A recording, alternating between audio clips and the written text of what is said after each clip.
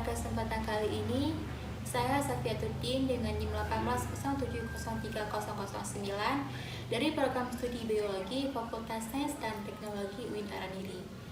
Video ini dibuat untuk memenuhi tugas mata kuliah Biologi Laut dengan dosen pembimbing Bapak Ilham Zulfahmi MSI.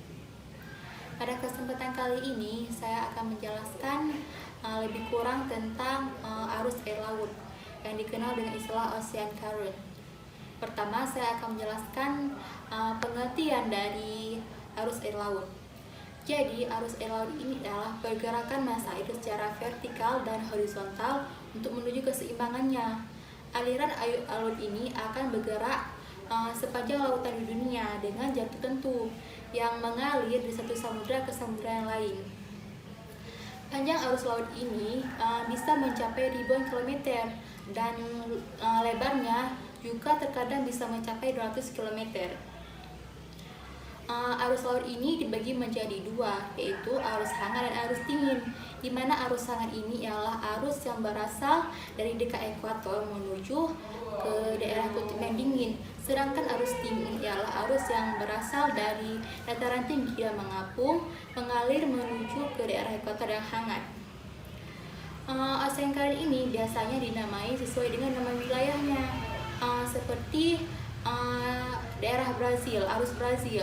Arus Brazil ini ialah arus laut yang hangat yang mengalir di Brazil, itu dinamai dengan arus Brazil, dan juga lautan lainnya. Pergerakan air laut dapat dipengaruhi oleh beberapa sumber. Ada 4 sumber. Yang pertama ada faktor angin, yang kedua ada faktor pasang surut air laut, yang ketiga ada faktor perubahan massa jenis air, dan yang terakhir ada faktor rotasi bumi.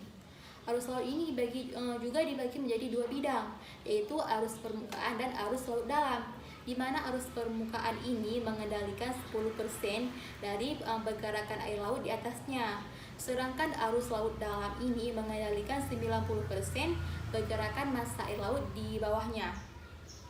Meskipun dua arus ini berbeda, tapi mereka saling berkaitan satu sama lain, sehingga membuat seluruh lautan ini bergerak.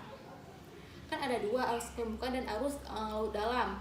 Pada arus permukaan ini, di tepi laut, arus permukaan digerakkan oleh faktor angin dan pasang surut, di mana pasang surut ini air akan naik dan turun.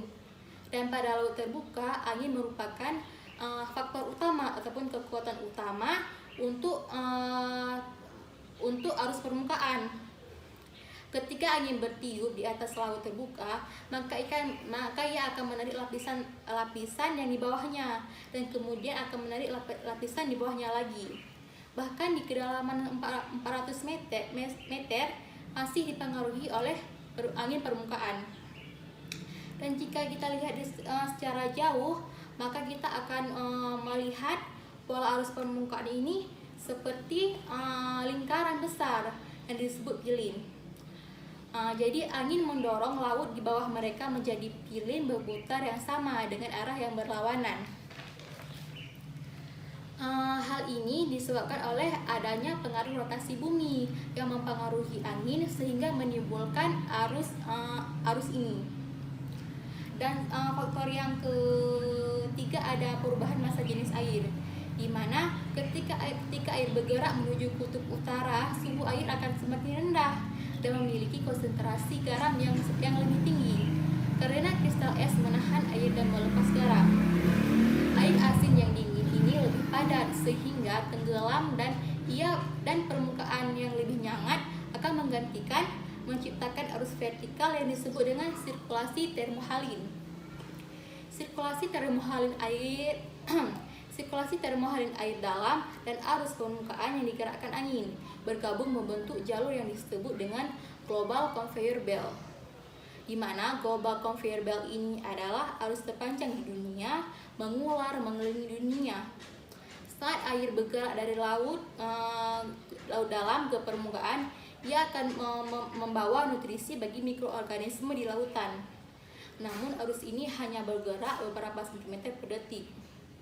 Jadi hasil dari penjelasan saya dapat disimpulkan bahwa arus air laut ialah pergerakan massa air untuk menuju keseimbangannya, dari satu samudra ke samudra yang lain. Dan ada empat faktor yang mempengaruhi arus air laut. Ada faktor angin, yang kedua ada faktor pasang surut air laut, yang ketiga ada faktor perubahan massa jenis air, dan yang keempat ada faktor rotasi bumi. Mungkin cukup sekian penjelasan dari saya. Semoga dapat bermanfaat. Lebih dan kurang saya mohon maaf. Saya akhiri dengan wassalamualaikum warahmatullahi wabarakatuh.